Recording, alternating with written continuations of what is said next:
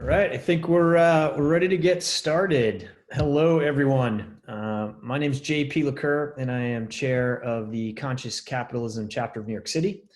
And along with Gavin Watson, chair of our fellow Conscious Capitalism chapter in Connecticut, I want to welcome you to the latest event in our Business as a Force for Good series, which we are calling Conscious Cannabis today. In this series, we have aimed to profile industries and companies that illustrate both the principles of and the need for conscious capitalism. And the cannabis industry could not provide a more perfect or timely example. Its rapid growth is taking place amidst a backdrop of some of the most momentous change we have ever witnessed in our environment, our healthcare system, and our notions of social and racial justice. The incredible panel you're going to hear from today is ideally positioned to demonstrate how the principles of conscious capitalism can guide this industry to more sustainable growth, especially in such turbulent times as we are living in today. Before we begin, I'd like to thank our moderator, Lisa Gabor and BPCM Cannabis for co-producing today's event with us, and also for guiding what I'm sure will be a fascinating conversation with this panel.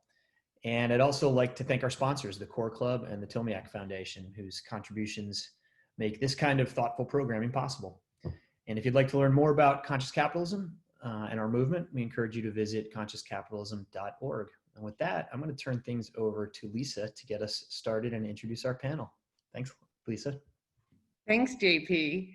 Welcome to This Is Now Live, everyone. For those of you who don't know me, I'm Lisa Gabor, co-founder and partner of BPCM Cannabis, the newest division of BPCM, the Strategic Communications Agency. I'll be your guide for the next hour or so. So let's begin. We started This Is Live Now as a means of spreading good information and, of course, connecting with good people. I can't think of any better people to be collaborating with than the folks at Conscious Capitalism, both the New York City and Connecticut chapters. Today's event, Business as a Force for Good, was planned as a live event at the Core Club in Manhattan, but that was then and this is now. What hasn't changed? Our admiration for the ethos of conscious capitalism and its four pillars, and the four pillars that it's built upon: higher purpose, conscious culture, conscious leadership, and stakeholder inclusion. Now let's take those pillars of responsible business and apply them to the cannabis industry. Okay, may sound antithetical, but that's because cannabis has had an image problem. Here's why. Back in the early 1900s, the federal government began demonizing cannabis as a way to control immigration from Mexico. By the end of the 1930s, cannabis in any form had been prohibited. Today, what we hear most about are the stream of studies pointing to the medical value of cannabis, or how many politicians have changed their position. And this is pretty much due to the fact that a full 2/3 of Americans believe that it should be legalized. But in the decades between then and now, criminalization has caused unspeakable tragedy. None were ravaged more by the war on drugs than our country's Black and brown communities. We would be remiss discussing cannabis today without acknowledging the history of violence and incarceration, especially when media headlines tend to focus mostly on billion-dollar business deals, and more recently, the fact that cannabis was declared an essential business early on during the pandemic. So, what's the story? Is it even possible for the cannabis business to be a force for good? Our panelists are proof the answer is yes. Each of them has a compelling story to tell about finding purpose in this emerging industry and then creating meaningful work for themselves and others. In essence, conscious capitalism in practice. In the book, Conscious Capitalism, John Mackey, the founder of Whole Foods, writes, "In our modern world, the wealth creators, the entrepreneurs, actually travel the heroic path and are every bit as bold and daring as the heroes who fought dragons." Okay, a bit of a bold statement, it's true, but it applies to our panelists. So for the next hour, let's all try to forget about tech dudes, farmer bros, and the guys from MedMen. Instead, let's tune into stories about cannabis and racial equality, positive environmental impact, women and minority business ownership, and medical access. Each story we'll hear inspires, and maybe right now, listening to stories like these, people doing right by their conscience and by others are exactly what we need. So with that, I'd like to introduce our first guest, Al Harrington, who joins us from Los Angeles. Al began his career as one of the youngest athletes drafted into the NBA, and today Al is a cannabis entrepreneur and advocate for racial equity. Hi, Al. Hey, how you doing? Good, how you doing today? Great, good to see you again. You too, Al. Al, I'll start. I'd like to give everyone a little more background on the breadth of your accomplishments, which are many. So when you signed with the Denver Nuggets, you went to a legal market and you were investing really early in the cannabis industry. And then you started your own company, Viola, which you named after your inspiration, your grandma. You first appeared on my radar when you convinced the former basketball commissioner, David Stern, that cannabis should be removed from the banned substances list. And that was way back in 2017.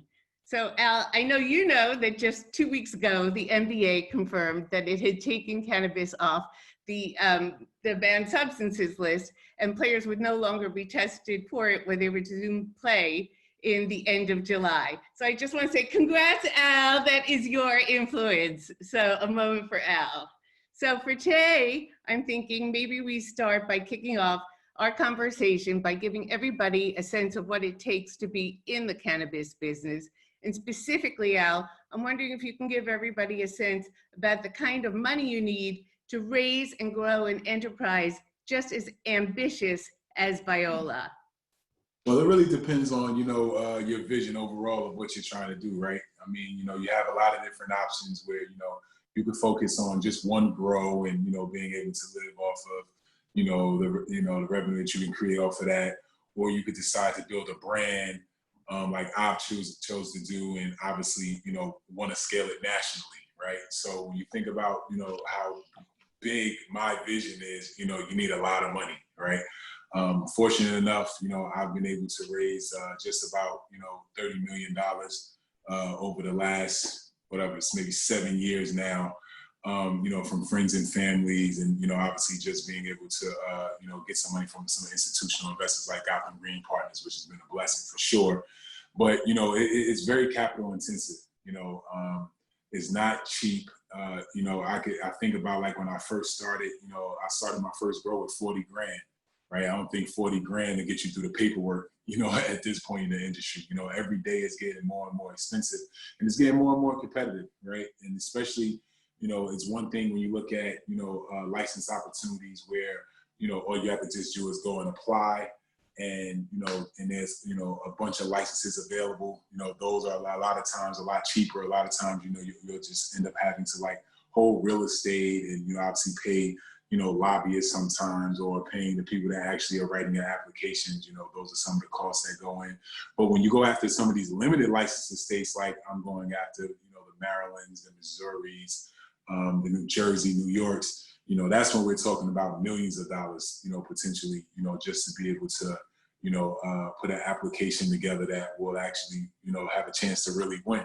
I know a lot of horror stories of people, putting up 700,000, 800,000. Sometimes they last, which really sucks. And, when the scoring comes out, they weren't even in the top 1,000, right? So it's very competitive. You have to definitely know what you're doing. You have to know what is your, what makes you special in that process, and why, you feel that the team that you built could actually, win that license. And, but to your point and to the question, it's very expensive. So it just literally depends on, how you're trying to enter the space. But like I said, if you're really trying to do it big and trying to have like, right, like Viola is. Yeah, well, thank you for painting that picture, because I just wanted people to understand just how capital intensive this industry is. So moving forward along that line of thinking, let's talk a little bit more about finance. I know it's something we've spoken about. I just want to bring up the fact that many people know, but not everybody knows, that the cannabis industry does not have access to conventional banking, because as long as cannabis is illegal under federal law, that banks can't touch it. So the other challenge is raising money to start a grow business. And that's in itself really difficult. So as a Black entrepreneur, can you tell us what you've seen? Because I know this is something you feel really passionate about. Yeah, raising capital pretty much in any industry is really difficult, right? And especially when you think about cannabis, being that, some people, I bet with financial advisors that, manage players and be like, well, it's still federally illegal. We don't want to take that risk. But, it's been very challenging, especially for me as an athlete. Thank God I have very supportive friends, you know what I'm saying, that were able to push through, some of the no's and different things that they would get from their advisors, because they really believed in the vision that I had. Because some of the struggles I had was, what college did Al go to? What business has he run before? What does he know anything? How does he know anything about cannabis for real? So, I've definitely had a lot of challenges, raising capital, and that's just me, right? That's someone that has great relationships. Can you imagine people of color or Black people that really have no resources? You know what I'm saying? So a lot of these social equity programs are being created that are supposed to create this opportunity for, Black and minority entrepreneurs to participate in the space. But once again, like, all they do is have a dream. They don't have any cash to be able to do that. And what happens is, when these states open up these programs and they issue these licenses to these people who don't really have solid business acumen, some of the requirements is you have been recently incarcerated, right? So that lets you know you're institutionalized, or they want you to be from zip codes where, the biggest, where the biggest impact from the war on drugs happen, which once again are usually neighborhoods where people, struggle and are poor and don't have resources and don't have this acumen. So it opens the door for predatory investors. And that's where the issue I come in, where I really have an issue, because, these people are signing these contracts and not having an attorney, can't afford the proper attorneys to read these agreements and different things like that. And they end up being put in deals where at the end of the day, they're going to lose. Mm-hmm. And, that's what one of the things I'm passionate about, and why, I'm so involved with social equity and trying to use my platform. That's where I want to actually, I don't mean to interrupt, but I am going to interrupt because I have a perfect segue to ask the next question, which is, you, Al, had told me about the basketball greats, the super veterans who really helped to position you to be successful in your sports career. And now in your business career, what you were just saying is that I know that you're paying it forward as a businessman. And what you're doing is you're using Viola, you're using your company to get people into the business, people of color into the business at every single level of the business, which is really something special. So I'm wondering if you can tell us just a little bit more about how you're doing that. Yeah, so the way I'm doing this, pretty much the first place you got to start is educating people, right? Letting people know, like, that this is a real viable opportunity. What people don't realize is that, I know people that's in the space that are actually moving, steadily ahead in the space, that still haven't told their parents that they work in cannabis, or still haven't told their grandmother. You know what I'm saying? So I do. Point, the stigma is so strong within our community of destroying families and just destroying people's lives, that, a lot of Black people don't understand that the real opportunity, and they're just still afraid. They're just like, well, I'm Black, and I can't get caught with no weed. I can't get caught with no cannabis. So what I'm doing is changing that stigma within even my community, and letting them know, this is an industry where we're pioneering, and we're on the ground floor of something that's going to be really special. I feel like cannabis will be $1 trillion industry. And I think it would be a shame and a crime, literally, that Black people aren't represented in this industry. You think about the way the war on drugs destroyed Black communities, and I have, a strong feeling that I feel like the cannabis opportunity has been pioneered off of Black people, because we're the one that's been constantly been arrested and, been held accountable for illegal cannabis up until this point. So all we want is a fair opportunity. That's all we're asking. Right now, minority ownership only represents around 4% in the space, and everybody should have a problem with that, and that's one of the things, I try to reach out to, some of these MSOs and different things like that, and say, how are you guys going to use this opportunity where obviously you guys are making millions and some of you billions of dollars, And how are you going to help, give back to the communities that created this opportunity, And, one of the ways I feel like is job creation, ownership. And, and when we talk about giving back, I'm a firm believer in giving back opportunity, not just here go a pair of shoes or here goes some money. Because when that money runs out, you're still back in that same situation. Give us opportunities. Help us launch these licenses. Help us launch these brands so that we can feed ourselves. Absolutely. Al, thank you so much. I really appreciate your being with us and sharing this message. You have fans for so many reasons, and I am definitely in your camp as one of them. Thank you. Thank you so much. Great. Our next guest is Melany Dobson. Melany joins us from the East Coast, from Hudson Hemp's Old Mud Creek Farm. Hi, Melany. Hi, Lisa. Melany, I'm going to start by speaking a little bit about your background, okay? Okay. Great. Melany and her brother Ben and sister Freya grew up farming in the Berkshires, and their dad, Ted Dobson, is a famous farmer, famous for his having been a biodynamic farmer. He's known as the King of Greens, and I mention this because this is a family with deep roots in progressive agriculture. So today, the Dobson siblings are working together at Hudson Hemp, which is one of 6 licensed farms in New York State that grows hemp. It's also a model for best farming practices, and where Senator Chuck Schumer announced his support for the Hemp Farming Act of 2018. So pretty impressive. Melany, can we kick off by your starting to tell us a little bit about the story of Old Mud Creek Farm and Hudson Hemp? Yes, absolutely. So Old Mud Creek Farm is located in Hudson, New York, so 2 hours north of New York City, and it's owned by Abby Rockefeller and sits adjacent to Stonehouse Grain, a 40-year-old grain and feed farm. And Old Mud Creek Farm was formerly owned by Syngenta, an agrochemical company that did research and development on the farm and tested agrochemicals all over our fields. So that left the land very depleted and damaged. And fortunately, it had laid dormant for quite some time before Abby purchased it.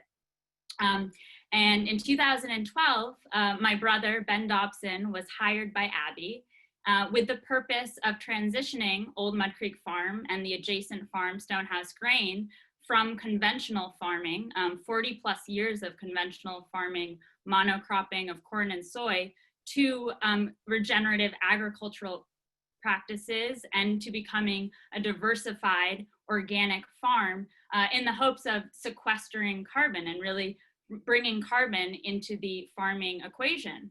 My brother's background had been in farming for his entire life. Like you mentioned, we really grew up in local organic farming, and Ben, in his very early 20s,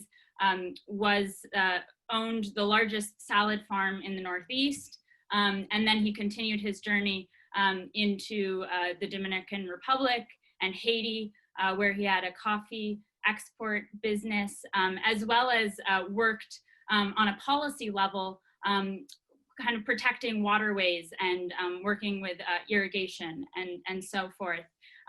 So Abby and Ben joined forces in 2012 and brought this mission to life of transitioning, of the beginnings of transitioning the farms from the inorganic conventional practices to organic. And what we practice on the farm today is holistic management.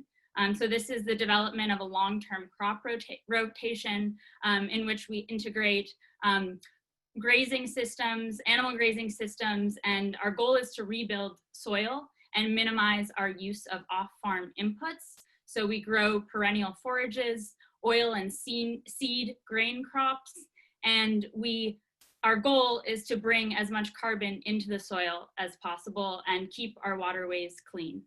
Great, great. And now for the main event, which is the question about hemp. Yeah. So I'd love to hear, I'm sure everybody would love to hear about how you decided to grow hemp and really what you see as its impact just across different areas.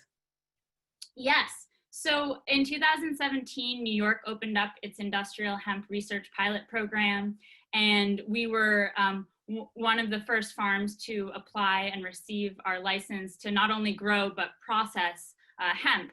And it was at this point that I actually returned from California, where I had been working in the cannabis industry. And after our first hemp harvest, I joined Hudson Hemp. But the real reason we brought hemp into our crop rotation was because we saw an opportunity to really bring hemp into the agricultural paradigm, and a new agricultural paradigm where farming is actually beneficial to our ecosystems. And hemp is a known bioremediator. It actually removes soil contaminants from the soil. In fact, hemp has been used at contaminated sites like Chernobyl and is shown and substantiated to be very effective. So our main reason for bringing hemp into our crop rotation was the soil.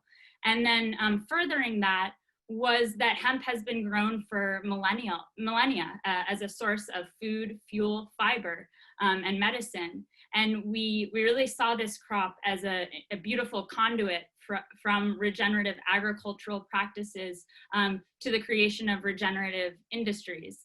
And we really wanted to be a part of that shift. Well, that's really interesting because you touched on regenerative agriculture but I'd love to hear more about your particular techniques. And if you could describe for us not only what they are, but why they matter to you, why they matter to your products, and ultimately why they matter to your end user, which is us. Absolutely. So right now, agriculture is responsible for about 9% of greenhouse gas emissions, which is substantial. And we see the key to reversing this trend in the soil. And so how we do this is utilizing our farm as a place to actually restore balance to the carbon cycle. And we do this through rotational grazing. So this is bringing animals through our farm in a way that is beneficial to our land. And crop rotation, so not keeping the same crop in the same place. We're constantly in motion, and we've planned, each crop is part of a 7-year crop rotation. So we're being very mindful of which crops need which key nutrients, and how do we maintain that without bringing off-farm inputs onto our farm? How do we create a balanced closed loop system so that the soil can feed itself, and so that in times of drought, there's enough water stored in the soil. And then in times of saturation of rain, our soil knows how to drain itself well. We have also taken it upon ourselves, or really our teams have taken upon themselves to substantiate and quantify the effects of regenerative agriculture on the soil. And we do this by way of Hudson Carbon, which was founded by Ben and Abby in 2015. It's an open source collaborative research on our farm that quantifies the effects of regenerative agriculture on the carbon cycle, the nitrogen cycle, and the water cycle using state-of-the-art research tools. So Hudson Carbon's real mission is to use this data to drive policy change and to incentivize farmers to adopt regenerative agricultural practices. Because we do believe that regenerative agriculture has the capacity to reverse many of the effects of the climate crisis. And so, hemp has become a real key in us doing this work. Wow, fantastic. Melany, I just want to say that in the world of conscious capitalism, the environment is described as the silent stakeholder. So I'm sure everyone here joins me in applauding your stewardship of the land. It's really so impressive what you guys have done in Hudson. Thank you. Thank you, Lisa. I'm so pleased to introduce our next guest to everybody, and that is Marc Gare. Marc, are you there? I am here. Hi, Lisa. Okay, great. Hi, Marc. Marc, I'm so happy to have you here. And actually, you're just down the road, my favorite road, which is Route 8. I'm in Litchfield, Connecticut, and you are in Weston, Connecticut. Right, just down the road. Just down the road. And I know that being a lifelong Connecticut resident, you are a nutmegger, as they're called, and that played a role in your starting Advanced Grow Labs in West Haven in 2012. And in fact, all of you and all your partners were friends from growing up in Fairfield County. You guys were awarded one of the state's first of 4 medical marijuana licenses for production and manufacturing. And for the next 8 years, Marc, your role at the company included driving around up and down the state, meeting thousands of patients and pharmacists on your thousands of patients on your regular visits to the pharmacist-run dispensaries.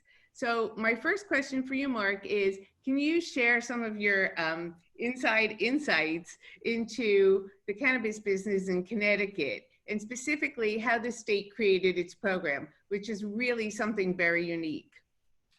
It actually is very unique. The regulators in Connecticut were the Department of Consumer Protection, and their goal when starting this program was to really create a responsible and smart medical marijuana program. And they wanted to create a program that would be a great model for other states from that point forward. Because at the time in 2012, there really weren't many good examples to pick from as far as regulations.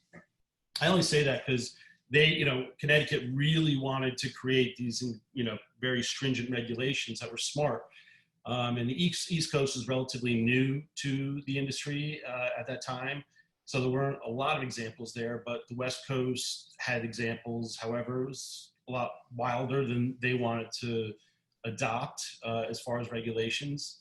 And the key to it was that they wanted to create a pharmaceutical model. And they did. They did it, and they did it responsibly and smart. And Connecticut was the first pharmaceutical model in the country. Can you tell us a little bit about, like, when you say pharmaceutical model, I have a sense of what that means, but can you just explain just a little more about just the parameters of that? Well, first of all the dispensaries were essentially pharmacies for medical marijuana products. They were run, or I should say all products were dispensed or are dispensed by a pharmacist. Another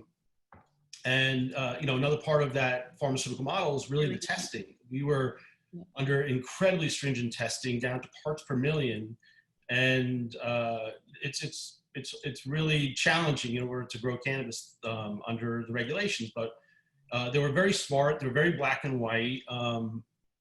They allowed us to manufacture on pretty much one of the highest levels you can because of the stringent regulations. And it was definitely a challenge, but it was good also in ways that it was a free market program. They created a free market program, no price controls. And we were allowed to create many modalities, pills, capsules, tinctures, solutions, sublingual strips and sprays, flour, concentrates, oil, tea bags, edibles. We couldn't do gummy bears. They were all non-confections, but and also topicals, bath bombs, and we actually were able to do infused honey as well. I think that paints a really good picture for people and to have an understanding of the kind of variety of products you make. And that's a very good lead into our next question, which is, as one of those first legal producers, you were really going from no market or black market to a legal industry. So can you tell us a little bit about some of the challenges that you faced? Absolutely. Well, it was definitely a huge challenge. There was no other program in the country like ours. So there was really no model for us to use. And there was really little room for error. Like I said, the regulations are incredibly stringent. if a flower room failed the stringent testing, and then the product could be lost. We could lose a whole flower room, which is, first of all, very expensive, but also, it's costly in time, because the time that it took to flower those plants is valuable time, and you can't make that back. You can't get that time back. But it was, fortunately that never happened to us where we lost a room. So, but those lessons can be really tough if unfortunately you have to learn them. But listen, our regulations are, like I said, really responsible and smart. I mean, seed to finish regs. All products had to leave our building ready to be dispensed to patients. They were prepackaged and labeled with tamper-resistant seals on them. We had to really do everything in the building. So everything did have to happen within our walls. That includes our grow, our labs, the bakery, packaging department, and yeah. Right, that's pretty amazing. That's very unique in this industry, that everything happens from beginning to finished wrap project. So my next question is actually a bit about another facet of the industry that's unique, which is in other places, many investors or business owners don't have that much contact with the end users of their product, but you absolutely did. And this is really meaningful. I'd like to ask you about your stakeholders, who are the pharmacists and patients, and the impact that they had on you, your business model, and what you did. And I know what I'm thinking of, but I'd love to hear it from you. Well, I was, like you said, I was very fortunate in my role at Advanced Grow Labs. I was able to develop and nurture the relationships between AGL, Advanced Grow Labs, and the dispensaries. And, I gotta say, the dispensary owners are amazing people, the pharmacists, all the employees, really great people, passionate, motivated to help patients through the power of cannabis. And that was really important, the passion that exists, in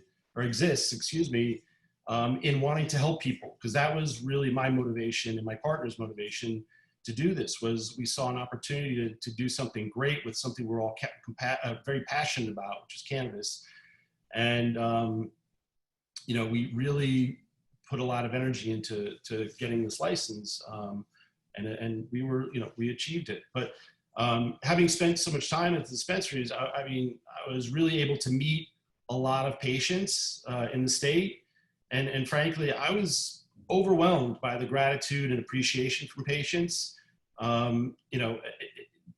People would constantly tell us, how we've changed their lives. The medicine we make changed their lives for the better. And, sometimes nothing else worked. And this medicine worked, and it was. You really have a important. specific example or two. I think there is.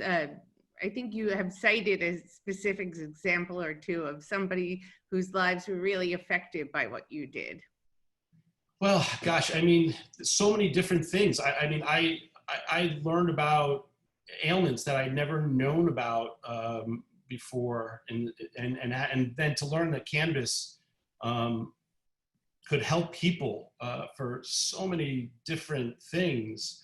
I know you even helped a young woman, Yes. So yeah, I'm sorry, Lisa. I met with a mother in the state who had a daughter who had Dravet syndrome. So she had severe seizures, and she lobbied the state really hard to have a pediatric program in the medical marijuana program. This was a couple of years into the program. And I was fortunate enough to meet with her and at one of the dispensaries, and also with one of the dispensary owners who was very passionate about helping in this way as well. And we were able to develop 4 oral solutions, which are non-alcohol based solutions for sublingual use. And I'm really proud that we were a part of that, because it was an important thing to have the pediatric part of our program. But those 4 tinctures were, or I should say, oral solutions were THCA, CBDA, CBD, and THC, low dose THC. Completely non-psychoactive and really helped this child. That's right. Seizures, right? And many children, yeah. I mean, again, I even met a patient at a dispensary, different dispensary, and her mother. It was a patient and the mother, or his mother, excuse me, and she just hugged me and said, it's amazing. My son hasn't spoken in years, and now he speaks and he has more energy and he's just happier. And it's because of what Advanced Grow Labs is doing. And man, all the hard work that went into doing creating Advanced Grow Labs, it was all worth it. I mean, all of it, just those moments made every bit of it worth it, and the risk, everything. It was just so gratifying. Thank you, Marc. I know that those stories are so inspiring. So thank you so much for sharing. I really appreciate that. Great. So next, I think we're going to go into the Q&A portion of today. But before we do, I'd like to thank everybody. And then what I'd like to say is something that we all know, which is basically the world is in turmoil right now. And I really don't need to mention, but I will, all of it, which is the global pandemic, a global economic crisis, lost jobs, and the continuing horror of racial inequity. And that's not even to bring up the highly contentious presidential election that we have around the corner. And to say it's a time of immense stress for all these reasons would probably be an understatement. And still, one recent estimate sees the global cannabis industry growing to $70 billion in just 3 years from now.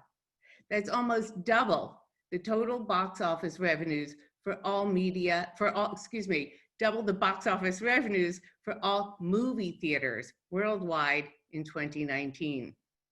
So that's a little current events context and background for the opportunity of today's cannabis industry. A good time to now turn to your questions for our panelists.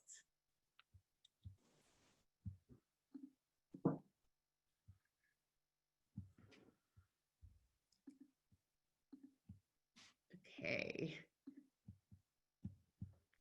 Excuse me for 1 second here. Okay, our first question here is for Melany. One guest asked, Melany, what are some of the key words or features to look for when purchasing hemp products to ensure they were produced sustainably? Sorry about that. Well, that's a really great question. And across all industries, but in particular CBD, there's a lot of marketing terms and not a lot of validation. So it's really, unless you know the brand and you're familiar with it, it's really on you to do a little bit of homework. And a key there is if you are looking for an organic product, you can ask the company, can I see your organic certification? And the hemp should be listed on that certification. And so that's number one. And then second to that is asking for a certificate of analysis. And I realize it's a lot of homework to do for just a product, but it is really the only way I can tell you to ensure that the product you're getting is what you're looking for, if you are looking for something that's good for you and good for the earth. Great, thank you, Melany. We have a question from Charles for Al, which is, Al, how can you build out a nationwide brand with so many different states having different advertising regulations? Yeah, that's it's very, very tough, right? But obviously I've been lucky enough to build out a really good team. Obviously I have a chief compliance officer that that's his job all day is to pay attention to those things. And then obviously we have marketing, everything down the line. So it's a team effort. It's not something that I wake up and do by myself every day. Our admin staff is over 20 people, so we all kind of, help each other, to make sure that we're compliant and always abiding by the rules and regulations of each state. Great, thank you, Al. This is one I have here from Mark, which is, what have been the pros and cons of Connecticut using a pharmacy-based system? And how does it compare to, say, Massachusetts adult use market? Well, Connecticut is medical only, and I don't really see any negatives. I mean, I believe truly in cannabis and its medicinal values and its strength in that area. So I think Connecticut is a model like the regulators sought out to do is be a model for the country. It's just responsible, smart cannabis. The plant it's an amazing plant. We were given this plant by Mother Nature to heal, and we all have an endocannabinoid system, and that endocannabinoid system is in our bodies and animals' bodies to receive cannabinoids, and those cannabinoids should come in their best form, and all we really do is give Mother Nature the best environment, albeit indoor, but it's the best environment to be at her best. And we didn't create the plant, we didn't invent the plant, Mother Nature did, and we're just very lucky to be conduits of the plant to people for great reason and for the medicinal value again. So Massachusetts is a similar model as far as medical side, but adult use is adult use, which I'm not against in any way at all. But my life has really been focused, or I should say my 8 years in the cannabis industry has been really focused on the wellness that comes from the plant. Great, thank you. Okay, another one for Al. Al, what are some action items for white allies who want to ensure that Black cannabis business can be successful? One, support them. And obviously, if you could find a way to fund some, I think there are some good brands out there, some good operators out there that are, just, some funding away from, like I said, being able to have that impact. So, I have an idea, obviously, I have an incubator program that we're going to be raising some money around where, I would like to hand select, some of these opportunities or some of these, brands or operators to invest in. Because, like I said, my travels now around the country, that there are definitely a lot of talent out there that are, minorities. And like I said, what they're missing is, this opportunity to have access to capital and good capital, right? That's really interesting, Al. So can you just give us a little more on your vision? Because I know it's still coming together, but I know you do have a vision, which is really something pretty singular in the business. Yeah, so, so the two ways that I feel like I can have that biggest impact is one, helping existing businesses, right, that are already, obviously, been through the licensing process and, they either need some marketing help, some distribution help, those, different things like that we would like to provide.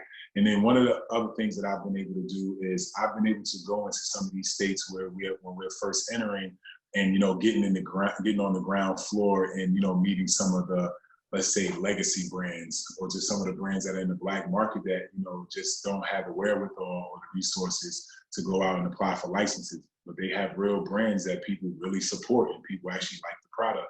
So with those, we would like to incubate, right? We would like to use our licenses to, bring them in-house, get them, legitimize their business, and then once again, be able to help them distribute, not only in that state, but I feel like if they can really create a buzz, we could take it to the other markets we're in as well.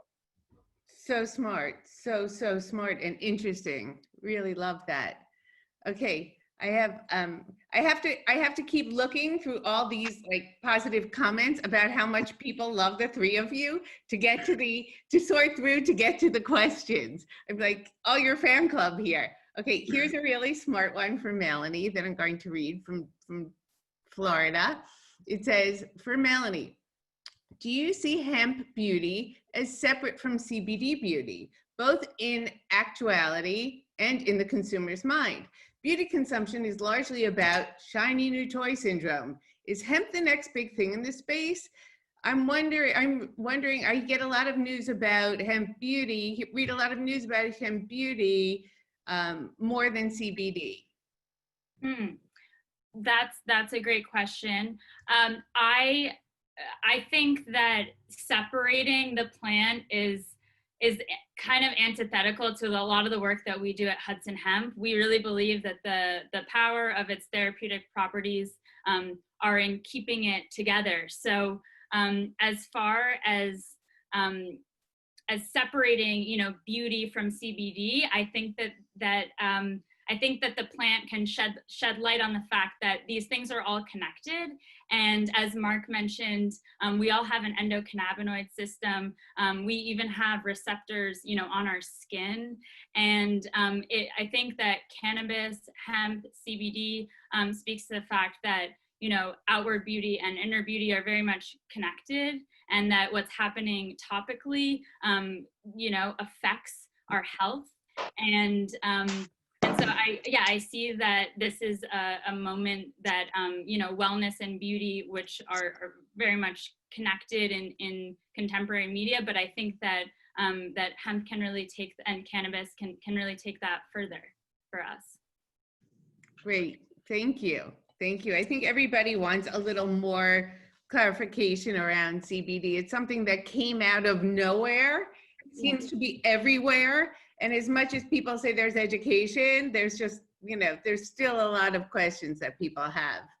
Totally. And I think it's good to be aware as a consumer that there was just such an oversupply really of CBD that you see it sort of popping up in everything. And there's merit to a lot of the products that exist that may seem random. But one thing to keep in mind about CBD is that it affects, I think, 65 molecular targets. So when people say like it's good for this and it's good for that, it really is good for those things. Where we are behind is on like dosage and application, so that we can get to a point where, where it actually is effectively good for those things. Great, thank you.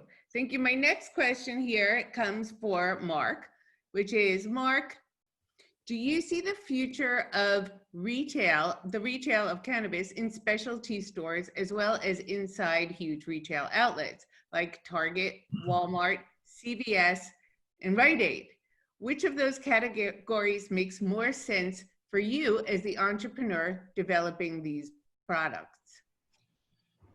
Great question. Well, I mean, I think the big picture is eventually cannabis will be traded globally. Once it's got full acceptance and regulations around the world have been, put in place, and people have become even more accepting of it.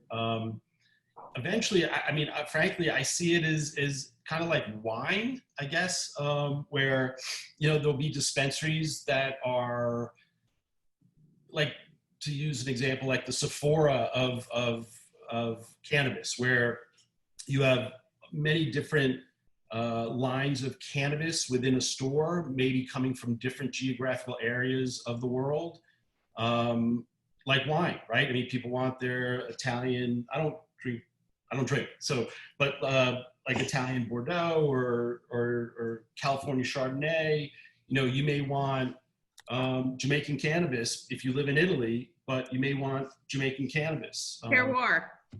Sorry? Terroir. Yeah. Yes. Well, that's a very interesting answer, and I'd love to hear everybody else's thoughts. Al, what do you think the future of cannabis retail looks like? You're also in the dispensary areas. You're in every part of the business. What do you think? It's funny, right? Because I don't know. I don't know if it's going to stay at the dispensary level or will it be available at the gas station, right? Once federal legalization happens. There's one that I haven't really been able to fully wrap my head around because, obviously you would think that maybe, cannabis would follow the pathway of liquor. but it also could follow the pathway of tobacco, right? Mhm. So, you know, I would personally think that it's going to be liquor. So I'm praying that the dispensaries stay around, just because I know what all the blood, sweat, and tears we've all put into, you know, creating these experiences, you know, for the customers, you know, when they come into dispensaries. But, you know, for me, I haven't really been able to settle on which way I think it's going to go. I mean, obviously it can go either way. But, you know, I could also see the dispensary, but I could also see, like I said, walking into a gas station and being able to pick up a pack of pre-rolls. Right, right. Well, who knew what would happen with CBD, right? Which actually is a perfect reason to ask Melany. Melany, maybe you want to take on this question too, which is you were in the cannabis industry in California. Where do you think it's going in terms of the future of cannabis in retail? I think that, sort of going back to what we were just talking about, there's a lot of different types of end users. Like the person who wants, you know, a CBD serum might not want to smoke a joint, or alternatively, that might be the same exact person. I do believe, and this comes from, I've been quarantined in the Berkshires in Massachusetts, but I do believe that it's really important for people to have a level of assurance when they're purchasing cannabis on the regulated market. And so I do believe the dispensaries play such an important role in being that trusted location. And I really do think that, you know, the interaction of having someone who's just, you know, in that retail location, they're just focused on cannabis. So having that, you know, that trust and that movement with the person. And when we think to the unregulated market, you know, that person was a drug dealer, and people have, you know, positive relationships that with that person. It's a very like intimate moment that people associate with buying cannabis products in a lot of cases. And I think that in some way, dispensaries can carry that legacy on if they are working correctly. Interesting. It's so interesting to hear everybody's different points of view, because it's just such a new planet. So here's one that also I would love, somebody asks, in fact, somebody I know named Ed Michael asked this question, and I'd love to hear each of your take on it. And maybe Al, Melany, and then Marc, which is there any hope that cannabis will be removed from Schedule I classification by the DEA? Al, you're up. That's easy, 1000%. Okay, Melany. Yes, I agree. Okay, Marc. Now it's a layup, right? Yeah, that was a layup. Right up my alley right there. Thanks, Lisa. Seriously, maybe you guys can speak to when you think, like, it's such a mess these days. What do you think legalization looks like? Maybe we can wrap up with a little thoughtfulness, a little like a headiness from each of you on what you think legalization looks like in the near term. Yeah, I'll start. I mean, I think it's going to happen in layers, right? You know, obviously we have things like the Safe Bank Act, and, you know, these different things in legislation that we're kind of slowly peeling back the onion, right, to get to that point. But, you know, I think the biggest thing that helped our case seriously is through this pandemic, cannabis being deemed essential, right? Yeah. I think that really propelled our industry into another stratosphere, right? Where now I think that, you know, all these lawmakers are now going to have to really sit down and figure out, like, how do we, you know, legalize this thing? And when you think about all the tax money, the states that have went legal, you know, how much they're making. And I feel like, you know, because of some of this cannabis tax revenue, you know, a lot of these cities or some of these states are going to actually be able to get through this pandemic a lot easier than states that don't have this type of revenue, you know? And then obviously on the medical side, you know, obviously, you know, with Melany touching on the CBD side, you know, that's a whole nother lane of like, you know, and with THC as well. But, you know, this is really medicine, right? This is really, really, truly medicine. And not only is it just medicine, it has so many other verticals that it can do, right? You know, obviously we could use it to do, you know, all these different, you know, SKUs or mechanisms of, you know, tinctures, capsules, whatever. We can smoke it. We could use it to clean up contamination sites. We can create hempcrete. You know, there's so many different things that we can use with cannabis where, you know, I'm a firm believer that it's here to stay. I think that if it's not the next president, it's for sure the following president. So I think we're in an 8-year window for legal cannabis. Yeah, really well put, well put. Melany? Yeah, so Lisa, you and I spoke about this before, and I mentioned that I thought, you know, given the landscape, and I still do believe, you know, given the landscape we're in New York specifically, that legalization will continue to be delayed. Simultaneous to that, we are in this recession and the state needs tax money. And with that, conversations around racial equity in New York have come to a real head. And that, in large part, the social justice and racial equity piece was what was sort of preventing things to just rapidly happen.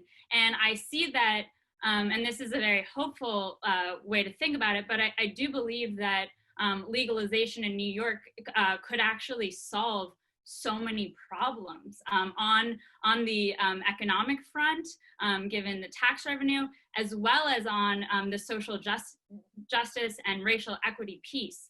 There's so much positive that could happen if this were pushed through, and it could be, you know, the piece that like puts everything, not everything back together, but begins to set in motion what, you know, solutions for a better future. And so I'm hoping, you know, that the correct bodies in New York recognize that. And Hudson Hemp does have a seat at the table, and since the very beginning has been huge proponents of social equity, of environmental equity, and making sure that we have a positive experience in New York, and that we've learned from all of the states that have, you know, legalized before us. Excellent. I know you're very involved, Melany, and thank you for that. That's amazing. Thank you for your answers. Yes. Marc, your take? Well, I mean, Melany and Al covered a lot of it, and I agree with them. And, you know, like Al said, cannabis was deemed essential through COVID, and that says a lot by states. And, you know, like you said, Lisa, the acceptance level is, I think, around 70% nationwide for cannabis. Mm-hmm. And, you know, frankly, tax revenue, job creation, and squash the black market. The black market is still huge, I mean, in this country. And you know, I think that that's dangerous. Like, you know, because now we know that cannabis can be produced in a way that's responsible and clean and healthy versus, you know, black market cannabis, underground cannabis, that it's all about yield and who cares how you got there, and sell as much as you can. And it's, like I said, dangerous because the contaminants that are in the products are dangerous, as, you know, we all saw last fall with bad actors even in the underground market with the vape crisis. Yep. Well, that's about all we have time for. We could go on yakking forever, but that's it. Thank you so much, guys. Thank you to each of you. You're so rocking. Thank you to our thank you. I want to say thank you to Gaynell Rogers, who is very missed today. Next time, I want to say thank you to the amazing Kathy and Dewey, without who we would not be here today, and to my amazing BPCM colleagues. Thank you to the people at Conscious Capitalism. And anybody wants to find me, I'm Lisa at bpcm.com. Thank you so much. Bye, everybody. Bye. Thank you. Bye, everybody. Thank you. Meet you guys. Bye. Bye-bye.